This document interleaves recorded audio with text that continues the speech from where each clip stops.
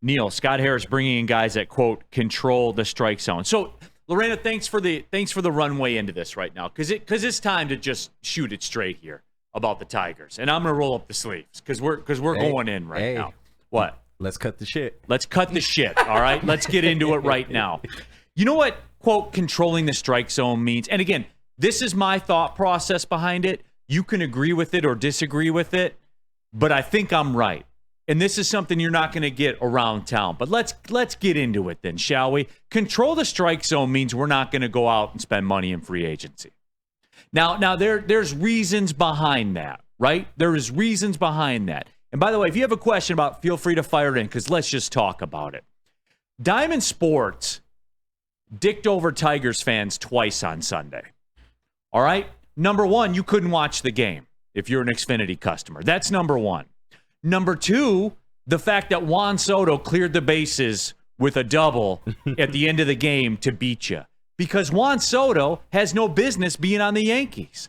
But Juan Soto got traded to the Yankees because of Diamond Sports, a.k.a. Bally's. Because the Padres pulled the ripcord with their deal with Bally's last year. We talked about it for a minute, but nobody really thought much about it when we did last year. Remember I said the Padres are going on their own to broadcast? Mm-hmm. They basically are doing the Bally's app, but it's the Padres app. That's what they're doing right now. And because of that, there is revenue that they are missing on.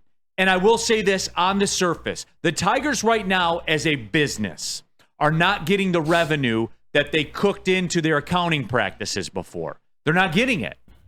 Diamond Sports is in bankruptcy. They have missed payments. You have not gotten the money you were promised that you were going to get.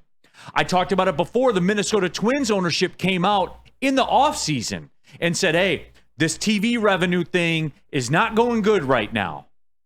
We're not going to be able to spend at the level we were able to spend at before. Props to them. They stood up and they said that. The Tigers, the Twins, the Padres, Juan Soto got traded because of this. Think about that, everybody. So the Tigers have not been as active, even in terms of replacing Miguel Cabrera's money.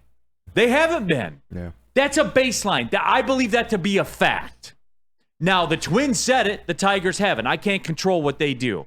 That's why, to me, Scott Harris gets a little bit of a pass right now from me. Because what are you going to do? If you can't go out in free agency and address gaps, you're stuck with having a four-leg rookie parlay to hit.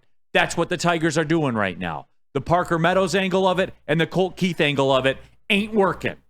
That's just a fact. And Torque's struggling, no doubt. And they're having regression to the mean. They've had an elite pitching staff.